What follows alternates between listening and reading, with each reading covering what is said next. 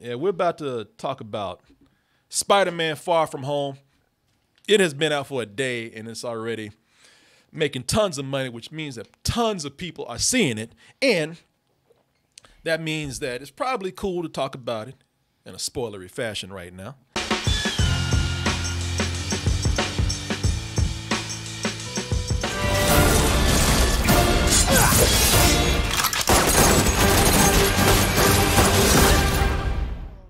With this hat right here, we might have to sell this on dtmerch.com.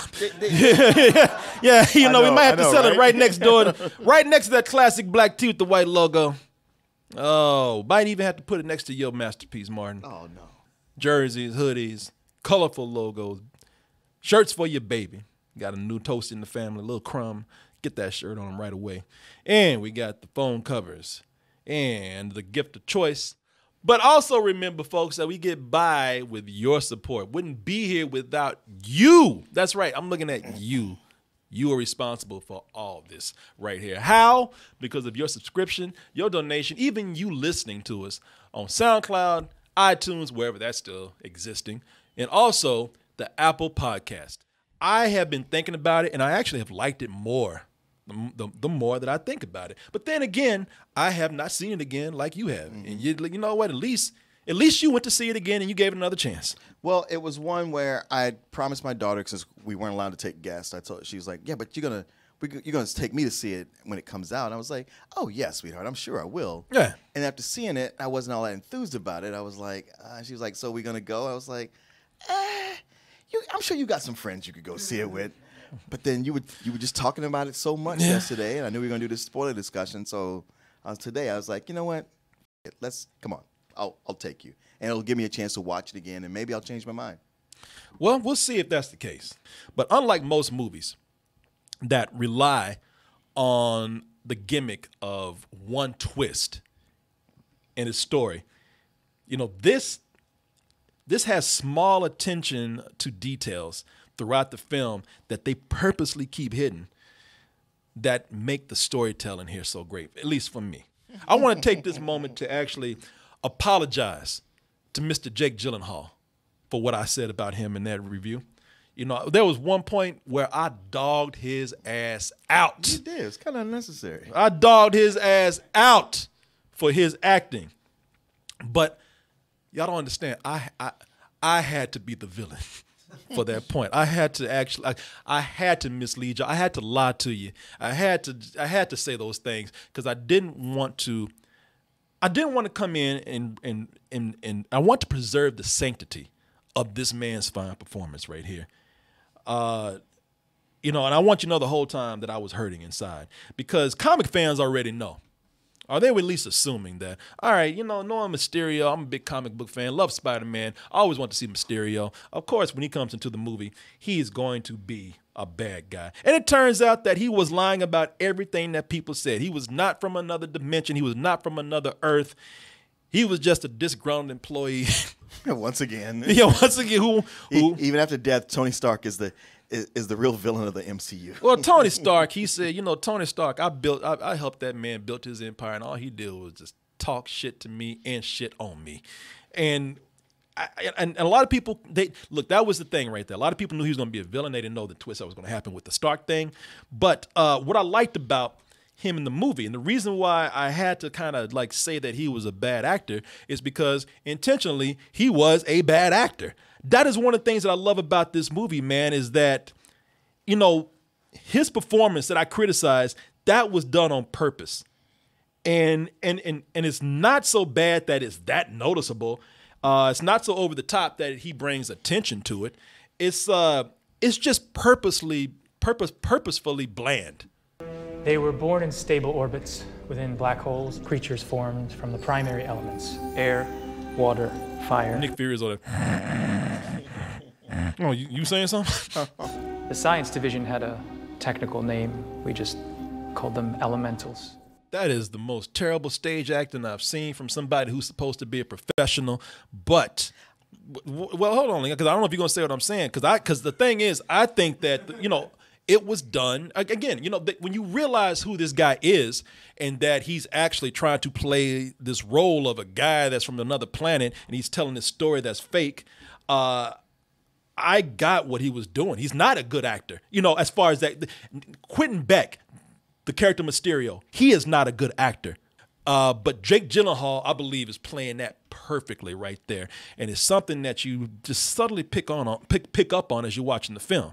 You see a difference in the character. Again, that's what's, to me, there's these subtleties in the film that I think are amazing that they don't have to lay out there on the line for you. In fact, they say, you know what? You see it again, and if you watch the movie again, you'll see the careful attention to detail that we made.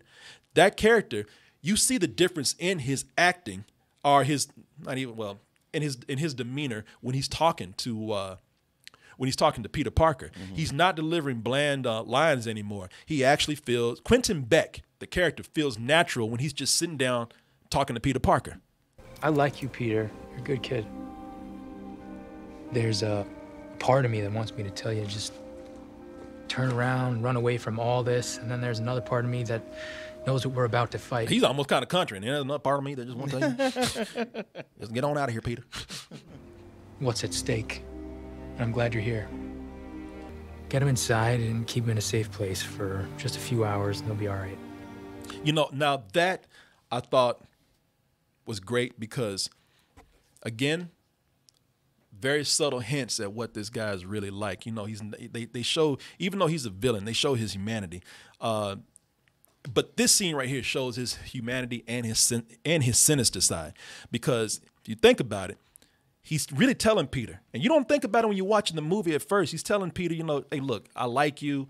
I don't want to see you get hurt. And I don't want to see your friends get hurt if you care about them that much. Just get them somewhere for an hour. That's all it's going to take for us to do this dumb shit that we're doing, this dangerous thing that we're doing, and then everybody will be all right. And he's also telling Peter to go away. But the other thing is that he's saying, you know, part of me wants to tell you to go away, and part of me is like, no, just keep your ass around here, because he knows that keeping Peter as our Spider-Man around is only going to help the illusion even more. Mm-hmm. Because that's what, you know, that's what it is. The grand, because that's what makes this character such an asshole, man. He's like, listen, it got to a point where he said stakes are go high. The stakes are so high that we have to kill we have to kill hundreds of people if we want to make it seem like an Avengers type incident. The more casualty, the more people will watch. Yeah. And so having Spider-Man there, he's like, yeah, this is dangerous, and the kid might die, but he's only going to convince people more if he's there, or he's going to add to the illusion more. I think he plays it so well as being a friend to Peter that I was like, you know what? They might pull a switcheroo and make him not be Mysterio. Or something happens to where he switches. There's a reason that he switches over to being a bad guy, and he's not just playing him. Mm-hmm. The only problem I had with Jake Gyllenhaal's performance was toward the end, as he started to lose it, he was becoming his Nightcrawler character. That's what I liked. I thought it was too much. I thought, oh wow, he's playing this in such a way where he's not that guy, and we can see Jake Gyllenhaal playing different characters. And I was like, all right, now he's slipping into this character I've seen him do before. You know what I liked about that is that this character has been so nice, and he's still playing these. You know, he is so confident because he's, you know, the master of illusions. As long as he can keep these illusions up, you know, he's still being cool. He's still talking shit to Peter. Mm-hmm. But the moment that he's in a corner, he loses everything. He becomes rabid almost. But see, not even that. Even when he is at point where I thought, okay, he gets the reveal that, hey, he hated Tony Stark, but he loves his staff, and I was like, all right, this is different for a villain. Rather than they're not the ones yelling at their staff and threatening them with death, and then he turns right around and does that. He thinks he cares about Peter until Peter threatens what he's doing, and then he turns around and says, I don't give a shit about you. He feigns caring for his staff. But this guy, you know. Yeah, anytime somebody says like, oh, why are you making me kill you? Yeah. Well, it just like, yeah, okay, yeah, the problem is you. Well, yeah, and he is the problem. This guy is completely selfish. It goes straight to, he took a 9/11 type event and took a grudge that he had against his boss and is using this incident for his own benefit. He's a very selfish guy. So at no point did I think he cared about anybody. And so when he does turn around and do something, I'm not surprised by that at all. I was surprised he took it to the point of actually threatening to kill his staff, who he desperately needed to pull off what he was doing. Yeah, I was not. It's like this guy's out for him. I've always wanted to see Mysterio be in the movie or any of these movies. That's why I said, for a long time, if they get me, people would ask me, who's the villain you want to see? I've always said Mysterio because I said what he'll do is he'll with Peter Parker's mind. There'll be some great scenes in there now that we have the CG era here, and they do it, man. There's some scenes in there that are taken right out of the comic. Oh yeah, and then some.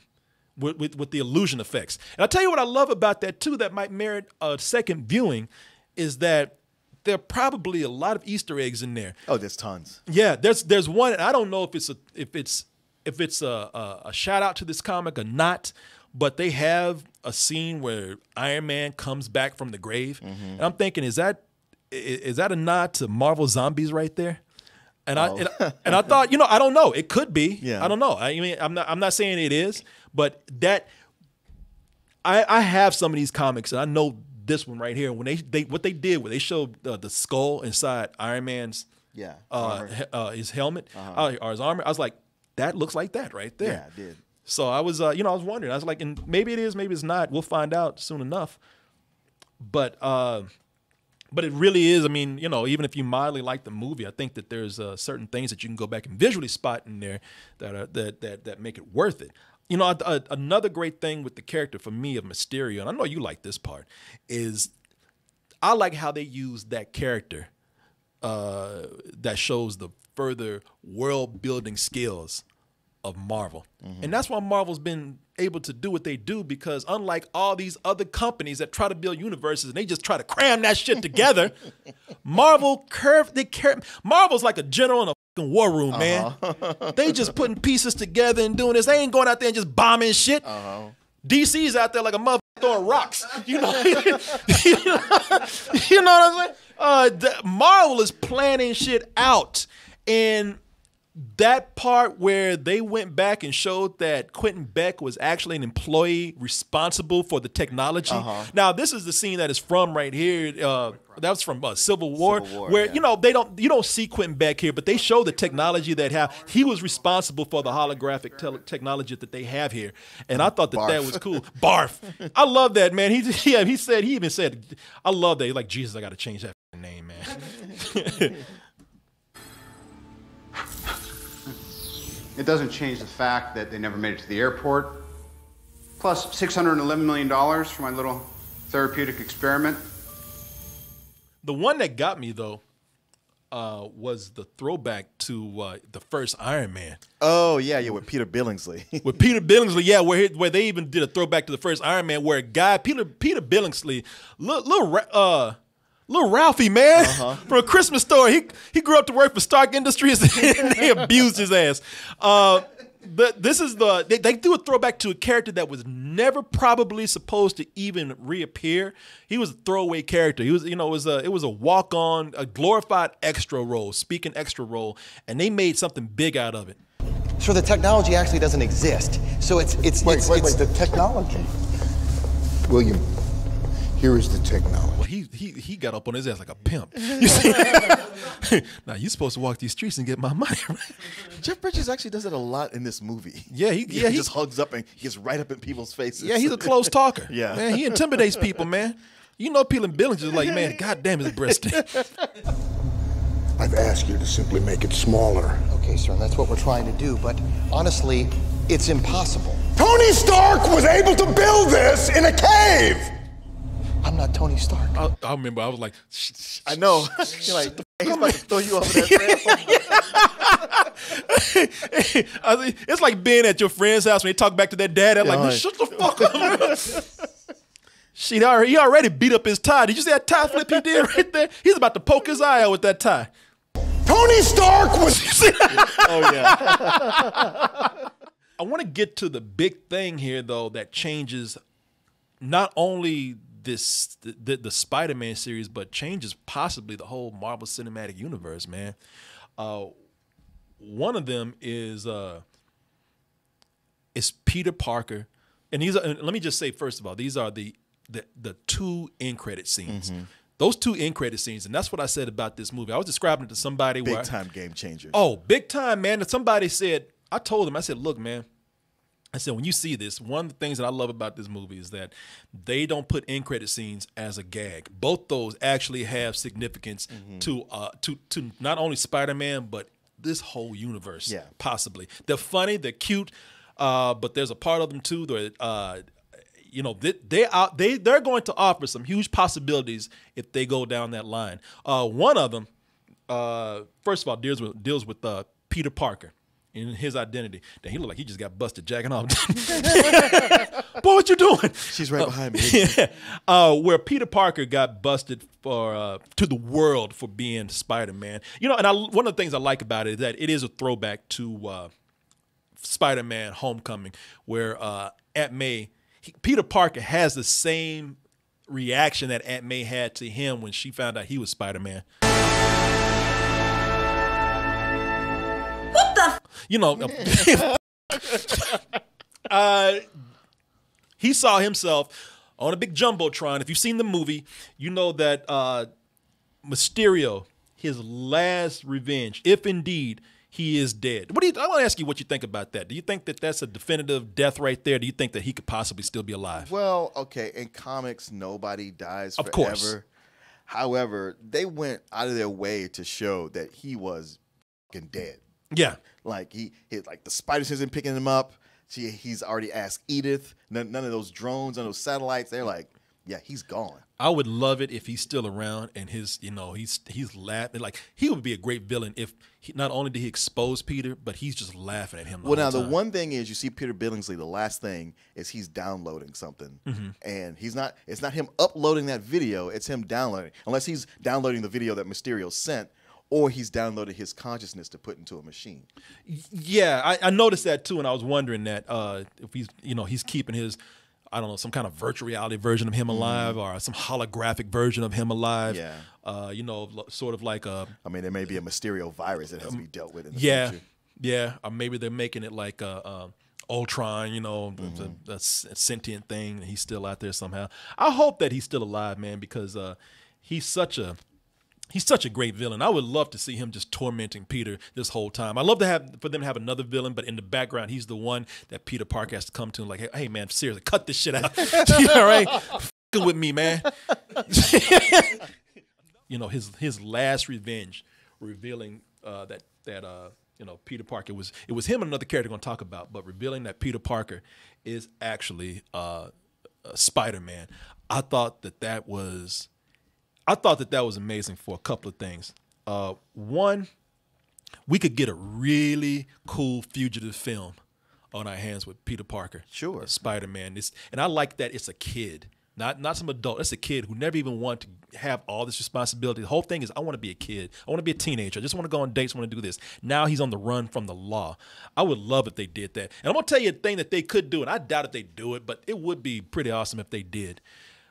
They could use this as an excuse to bring in one of the most historic moments in Spider-Man history, and you probably know where it is. What, the Superhero Registration Act? No, I'm thinking that's a good one. Or the one where he quits and throws his mask in the garbage can? No, that'd be a good one too. No, those are good ones, but I'm thinking that this could be a good reason to finally bring in Spider-Man number 129, where the Punisher. Oh. Like the Punisher's, because what they do is they come in and they make, they say that Peter Parker is also the one that murdered tons of people because of, for what Mysterio did, the drones and whatnot. That's being placed on Peter Parker. And so what if the Punisher's out there? And Spider-Man number 129, that's a classic episode or issue because it introduces the Punisher.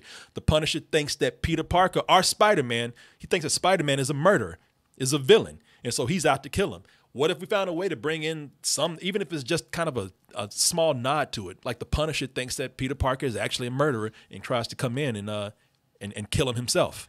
Well, not so much the Punisher, but it would be a great way to bring in Kraven the Hunter. They don't have ownership of Kraven, though. They do not? No, Sony still has that, man. Yeah, I believe.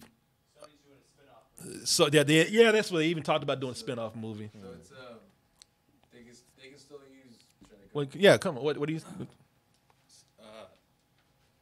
So as far as with the Sony stuff goes, they can share ownership, but right now Sony is planning to do a Kraven the Hunter movie. Okay. So technically they can't, kind of like how Marvel can't use Venom. Yeah. But also I was thinking too, if considering the next one's not going to come out for maybe like a couple of years, by that time they might have Daredevil back. Because the rights from Netflix would have reverted back. I was talking to somebody today about that, and we were talking about how cool would that be if Peter Parker has to go and talk to Matt Murdock, and Matt Murdock knows he's innocent because he can see by his heartbeat that he's that he really hasn't done anything wrong. He could tell by his pressure. So the next movie would be The Trial of Spider-Man. Yeah. Ooh, yeah. Man. But the biggest one that people lost their minds over, besides him, because when he was revealed to the world that he was that Peter Parker was Spider-Man, did you hear somebody behind me like, "Oh shit!" And I was like, "Man, shut your ass up." But you're right. Oh! Man. But it was one thing that it was a reveal, but it was who presented the video. J. Jonah Jameson, man. It wasn't just J. Jonah Jameson. It was J.K. Simmons, man, who fans say, no, that is J. Jonah Jameson, that is man. The definitive J. Jonah Jameson. I mean, one time they were talking about J.B. Smooth, and they're like, you better not do that shit. He ain't that goddamn smooth. But it was, what they did was they brought him. What I like about it is that he is not the J. Jonah Jameson that is the editor-in-chief of the Daily Bugle. No, he's like the character from the Spider-Man video game. Exactly. Who's more of an Alex Jones talk show host. The character from the Spider-Man game is he's a conservative talk show host who always brings on these conspiracy crazy people and these right-wing nuts. And I'm glad that they took a hint from the game. Welcome to Just the Facts with J. Jonah Jameson, alerting the fine citizens of New York City to the threats they don't even know about. I saw him doing backflips and 360s. Disgraceful. Mother. Man, backflips making his ass mad. I saw that bitch drinking coffee. How dare he? I saw her walking. Who does he think he is? But it's that second end credit scene that actually is the one that could possibly change the whole universe. Because I think what you're going to see here with the presentation of just these two snippets is that you're going to see them start to change things between what happens on Earth, and then there's going to be this whole stuff in space. Oh yeah, that's going on, and that's what we saw with the further introduction of the Skrulls. That last end credit scene shows that, and this is why I think going to see the movie again is so great, because one, with the Skrulls, and because just to refresh people out there, we know that Nick Fury and Smulders, they are actually the two Skrulls. Maria Hill. What's her name? Cobie Smulders is the actress. I'm sorry. Yeah. What are the Skrulls' names? That Taron, something like that. God, I don't remember. Taron, yeah, and his wife. It's revealed that she's playing Maria Hill and he's playing Nick Fury. Yeah. And when you see that, it's like, because I tell you, I saw this in the movie, I was like, God damn, Nick Fury sure is irritable in this film. Why is he being such an asshole? We have one mission. Kill it. I mean, I'm just a friendly neighborhood Spider-Man, sir. Bitch, please, you've been to space. Like, Jesus, lay off the kid, man. Throughout the movie, there's little things, not big, but little ways in which I thought Nick Fury's a little bit out of character. What did you notice? Because I thought the same thing. I don't mean to interrupt, but I saw it twice, too. The second time, I noticed, like, they're not acting quite the same. There's little nuances, but I'm not sure. He was just a little more forceful, and also the hair thing trigger. was, he was just really like he wasn't smooth. He was just mad. Yeah, I'm like, Jesus Christ, man. It was like he was a parody of himself, as if someone was imitating. And I tell you, the other thing is, like, the whole time I said, okay, knowing what we know about Mysterio, it's like Nick Fury is smarter than this, man. I kept thinking that too, because something that's, I mean, even if trying to explain it with Skrulls, this is kind of a big hole in this movie. Quentin Beck presents himself as, I'm Quentin Beck from another universe, and I'm here to save you guys. Yeah. But then it turns out he's actually Quentin Beck from our universe. Using the same name, I'm like, this guy comes with a story. you would at least, just for more information on what to do, Google him and go, hold on, there's a Quentin Beck who's a disgruntled employee fired from Stark for using holographic tech. You guys think that might be connected? Like Quentin Beck didn't even cover his tracks better than that. Yeah, I was like, that's kind of somebody. But nobody probably knew. Yeah, nobody even probably knew he was disgruntled. They probably just knew he was fired. But they would look and go, he was fired. What did he work on at Stark? Because you bring his name up and said, oh, former Stark employee, you'd be like, well, let me look into that. But then again, like I said, Nick Fury's, and I can excuse that because Nick Fury is off doing some bigger things. You have the Skrulls here who obviously is showing that they're not adept enough to like try to figure this guy out. And also, one of the things that happened in the movie that kind of thought about, and I came back and I said, all right, that's why he acted like that. Mm-hmm. Because there's a moment where Peter Parker's asking him about, well, get Thor off-world. What about all these other people? They're busy. What about Captain Marvel? And he's like, don't invoke her name. Yeah. And I was like, why the f*** is he so, what, did he f*** her? We don't know. Right. But it was because it's the Skrulls, man. And they really, they have a thing for her. Mm-hmm. So that, I thought, okay, that was cool what they did right there. And Nick, you think that Nick Fury would be probably over this more, but Nick Fury, now that you see Nick Fury, he's on a holographic beach chilling in space, but also, what if there's a bigger mission because of this whole thing with S.H.I.E.L.D. being infiltrated by Hydra? Mm-hmm. Now he's in space with all these new space threats that we have, especially ever since Thanos. Right. And he has SWORD, whatever the acronym is for that. Right. Where he's up there worried about, all right, now we got enough people down there to worry about Earth. There's a bigger picture here. We got to try to do this cosmic thing. Mm-hmm. So we got to take care of that. Which is cool because now that these Skrulls on Earth, what's going to happen? Are there going to be? This could lead to. While Nick Fury is worrying about cosmic things, are we going to have an invasion by some some bad Skrulls maybe? Are they going to do a twist on Secret Invasion? Right. That there is, since you see that they're playing Nick Fury, who else can we not trust? Or who else are we being fooled by? Mm-hmm. There's a lot that they've opened up to play with. Yeah, they've opened it up to get that going. You said that, this is not Spider-Man for you, the whole responsibility thing and everything like that. To me, I just thought it was a different Spider-Man. I'm not looking at it as the Spider-Man. I'm looking, one of the things I'm thinking about is, you got MJ. They haven't called him Mary Jane and all, but you got MJ in the movie. MJ is not. None of these characters are from the comic traditionally, and I'm fine with that. MJ is like, she's not the redhead popular girl in school that somehow falls for the geeky guy. Flash Thompson is not a white jock football player. He's a brown rich kid who's just an asshole on a debate team. One of the things that could be said, I like that they don't. I like that we don't hear about Uncle Ben at all. People are sick of Uncle Ben. I'm almost like, if I hear about Uncle Ben one more time, I'm gonna kill his ass. You don't hear about Uncle Ben because people have heard about it enough, and I think people, I hope it does play back into Spider-Man somewhere down the line.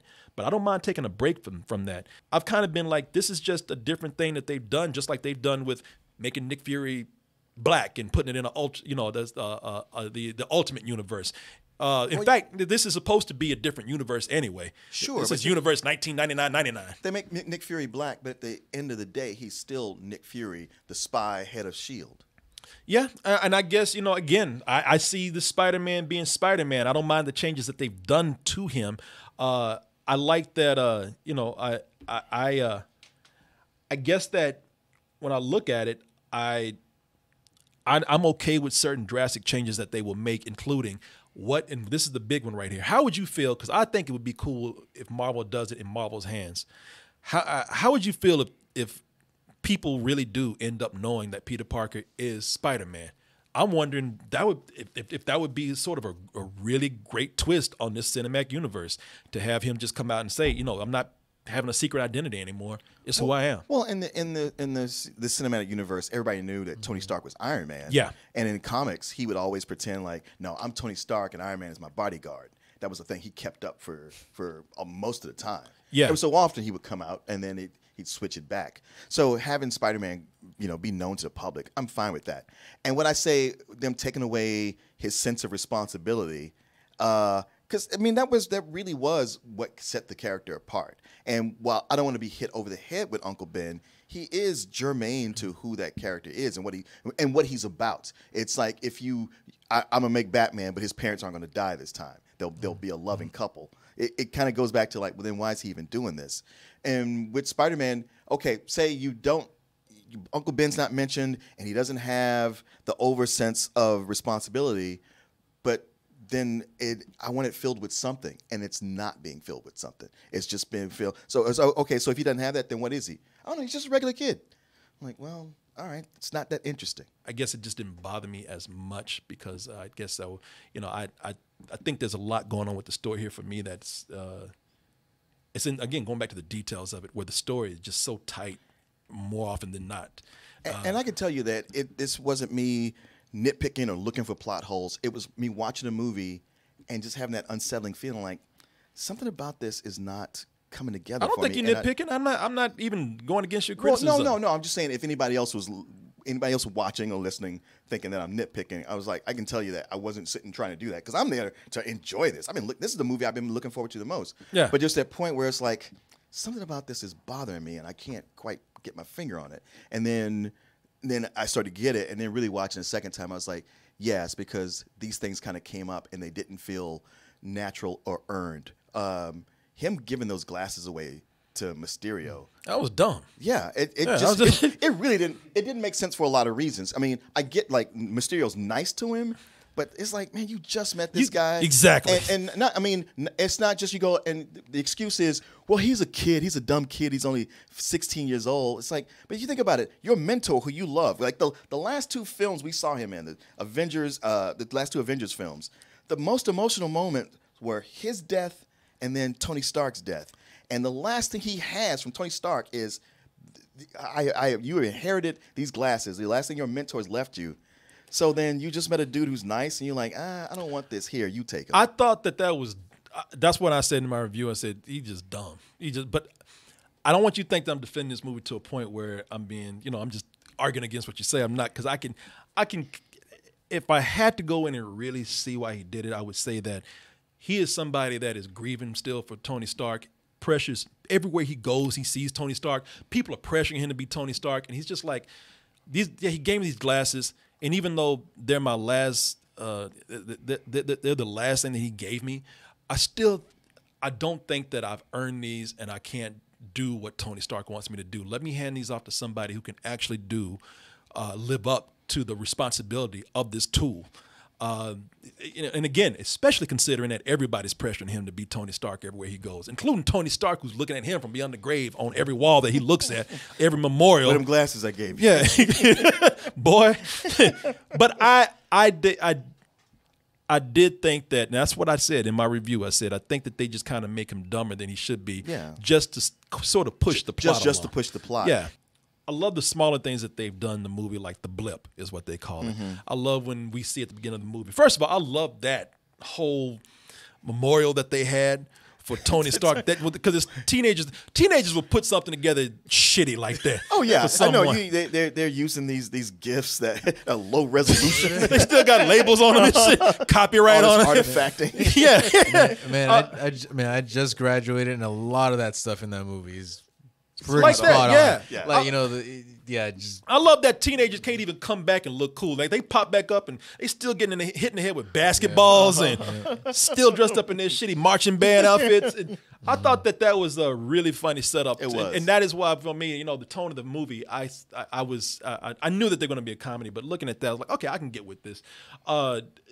And you know what? I like that they also put not Tony Stark, but Steve Rogers in there. Captain America. Does that mean that the world thinks that he's dead? He just didn't tell him because he wants to be left alone? I think so. Okay. But yeah, man, it's those, we just wanted to talk about this in a way that we couldn't talk about it before because there were so many things. So many things. And I'm kind of looking forward to seeing it again because, like I said, you put it all together again in your mind when you see these 2 end scenes. But I think going back and watching it again, and I think for myself, I think it'll be just a whole new viewing experience to see how these things, if I would catch anything else knowing that Nick Fury is a Skrull. Because as I said, man, as it stands right now, it's a low full price for me, but it still is a really great movie for me right now. But I'm gonna go see it tomorrow morning, I think. Okay. And see how it is. Man, Aunt May is. I haven't seen y'all's review yet. I'm catching up on episodes, but she's fine as hell. Yeah, we know it, man. You saying something everybody know. Yeah, that's actually one of the plot points of the movie. Yeah. At least of the first movie. Boy, Martin, you black. Okay, I'm gonna walk away now. Eric, boy, you need to try some of this water, man. This water is wet, man. And what does this mean, Aunt May, boy? I'll knock her out. Bang zoom to the moon. You don't know, boy. I wish man, I thought you about to whip me. your dick out, right, boy? Aunt May, man. Ooh, boy. Eric, what you doing, stop man? that. Pour this water on this. Eric, go sit down, man. Thanks for watching this video to the end. On your way out, just do me one more favor. Hit that subscribe button. And also, check out our main site, doubletoasted.com. Over there, you'll find the long version of this video, uncensored, unedited, along with the live streams that we do almost every night of the week. Check out our store, dtmerch.com. Get some stuff over there. And stay toasty.